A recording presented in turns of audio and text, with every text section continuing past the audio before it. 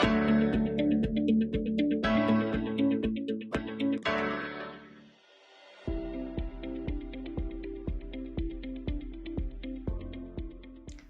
Students, a very warm welcome to all of you. हम कर रहे थे मैनेजिंग एनर्जी एंड नेचर, जिसमें हमने magnetic effects of current start किया था। हमने मैग्नेट्स के बारे में समझा था, हमने समझा था मैग्नेट्स कितने टाइप के होते हैं। आज के इस सेशन में हम डिस्कस करेंगे मैग्नेटिक फील्ड लाइंस के बारे में। मैग्नेटिक फील्ड लाइंस अलग अलग शेप की वजह से अलग अलग तरीके की बनती हैं, तो वो सारी आज हम इस सेशन में डिस्कस करेंगे।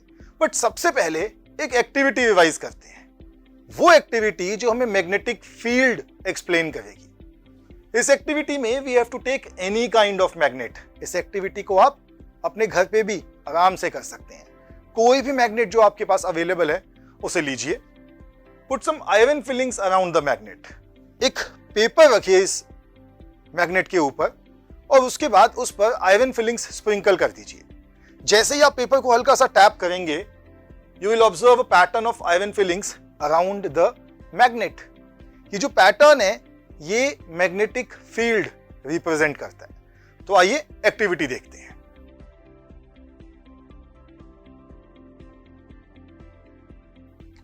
अभी हमने देखा कि एक मैग्नेट के आसपास किस तरीके से मैग्नेटिक फील्ड बनता है। इस मैग्नेटिक फील्ड को रिप्रेजेंट करने के लिए हम बनाते हैं magnetic field lines. So magnetic field lines are those imaginary lines which are drawn around a magnet to represent the magnetic field. इन्हीं लाइंस से हम रिप्रेजेंट करते हैं कि मैग्नेटिक फील्ड कहां तक है। ये फील्ड लाइंस जितनी पास पास होती हैं, मैग्नेटिक फील्ड उतना ही स्ट्रांग होता है, और ये फील्ड लाइंस जितनी दूर होती हैं, मैग्नेटिक फील्ड उतना ही वीक होता है। अब समझते हैं कि magnetic field due to a current carrying conductor. Conductor मतलब एक वायर। तो जब एक वायर के अंदर से करंट निकलता है तो उसके आसपास एक मैग्नेटिक फील्ड बनता है। समझते हैं कि वो मैग्नेटिक फील्ड कैसा होता है। When current passes through a wire,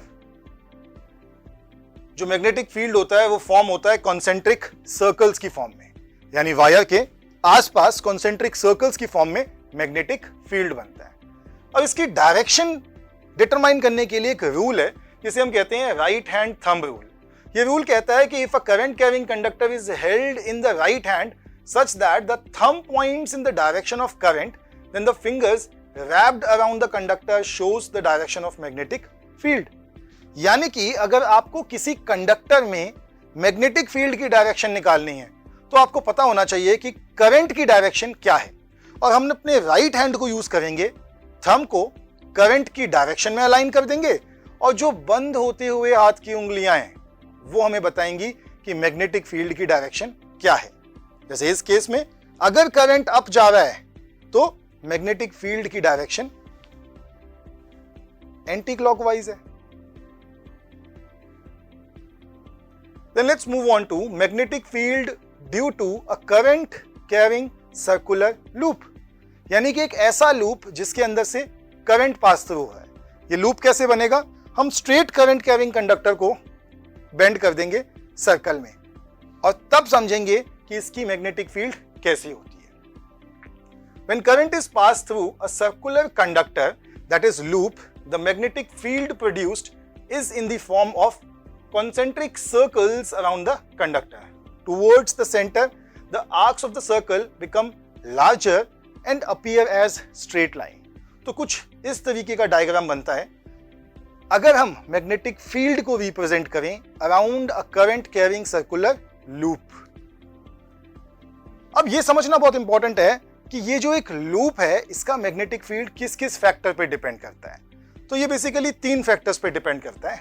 the first is current. Current जितना ज्यादा होगा मैग्नेटिक फील्ड भी उतना ही ज्यादा हो जाएगा। The second is radius and the third is number of turns. Number of turns भी जितने ज्यादा होंगे मैग्नेटिक फील्ड भी उतना ही ज्यादा हो जाएगा। तो हमने इतनी सारी बातें समझी मैग्नेटिक फील्ड के बारे में, तो आइए टास्क देख लेते हैं। Draw a top view of magnetic field lines around a straight conductor carrying current and a circular loop of wire carrying current.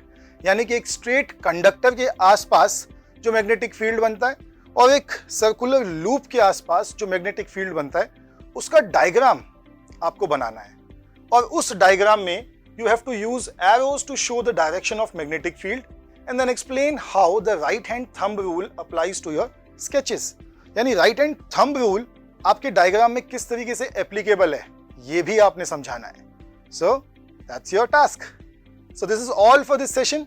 I'll see you again in the next session. Till then, bye bye, take care and keep learning.